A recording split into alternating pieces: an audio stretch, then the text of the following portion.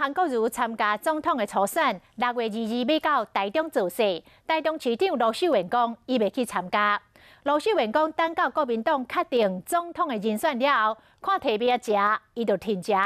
结果韩国瑜的支持者真袂谅解，批评罗秀燕忘恩背义。 高雄市长韩国瑜宣布参选2020党内初选了后，已经连续举办3场大型的造势活动。伊预计6月22要进军台中，估计迅速传出台中市长罗秀燕未参加。罗秀燕是不是无要挺韩国瑜啊？被问到这个问题，伊选择回避。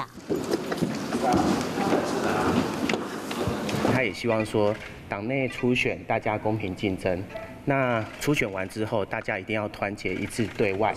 罗秀燕向党团表示，即嘛是初选的阶段，兄弟爬山各自努力，想出线伊就停下。这话互韩国瑜的支持者批评伊是忘恩背义。会不会参加？应该他有他的考量，没有特别的事情，应该都会参加。一国两制是不可行的，所以卢秀燕市长嗅到了这样的风向，所以呢就决定不去参加韩国瑜市长的这个造势活动。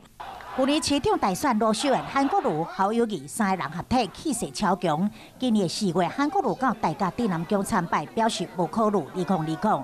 罗秀燕介意二次合体，但是随着韩国瑜表态参选2020，罗秀燕选择回避。